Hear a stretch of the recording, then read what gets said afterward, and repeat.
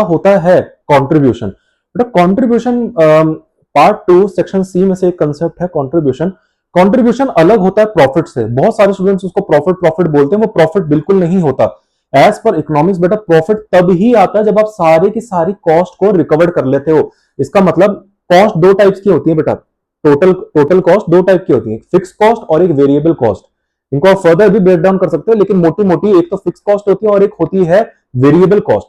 Variable cost मतलब बेटा माल को बनाने की कॉस्ट, जो प्रोडक्ट से डायरेक्टली लिंक होती है। अगर आप प्रोडक्ट नहीं बनाओगे तो वो इनकर नहीं होगी। लेकिन फिक्स कॉस्ट बेटा फिक्स्ड होती है, वो जम जाती है। तुम प्रोडक्ट बनाओ ना बनाओ, फैक्ट्री में ताला लगाओ, घर चले जाओ, घूमने चले जाओ, वो तो होके रहेगी। जैसे फैक्ट्री का रेंट, आप फैक्ट्री में कुछ काम ही नहीं कर रहे हो, फैक्ट्री बंद पड़ी है, लेकिन हर महीने फैक्ट्री का रेंट तब भी आपको देना पड़ेगा। इसे कहते हैं फिक्स कॉस्ट। तो बेटा जब तक आप अपनी फिक्स कॉस्ट को, वेरिएबल कॉस्ट को रिकवर्ड ना कर लो पूरी तरह से, उसको बेटा तब तक आप प्रॉफिट में नहीं आओगे। सोचो आपका पेन है 10 रुपए का, आपने उसको बेचा 5 रुपए में, तो बेटा वो 5 रुपए का आपका प्रॉफिट कहलाया जाएगा। वो जो कॉस्ट, जो लागत आपकी 5 रुपए की लगी, उसके अंदर आपकी बेटा सारी की सारी फिक्स कॉस्ट भी रिकवर्ड होनी जानी चाहिए और सारी की सारी वेरिएबल कॉस्ट भी रिकवर्ड हो जानी चाहिए, तब जाके तो बेटा प्रॉफिट में आओगे। लेकिन ये कॉन्ट्रीब्यूशन क्या होता है? कॉन्ट्रीब्यूशन मतलब बेटा जब आप बेचते हो और अपनी फिक्स कॉस्ट को बस अपनी वेरिएबल कॉस्ट को रिकवर करके आ जाते हो, फिक्स कॉस्ट को तो अभी रिकवर करते ही नहीं, इसे कहते हैं कॉन्ट्रीब्यूशन।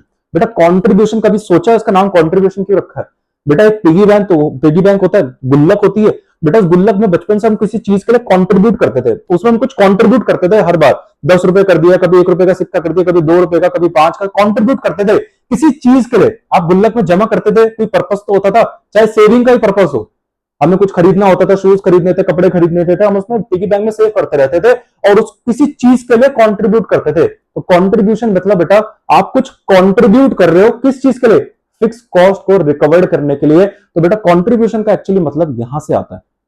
ठीक है, तो आई होप बेटा आपको ये कंसेप्ट समझ में आया होगा।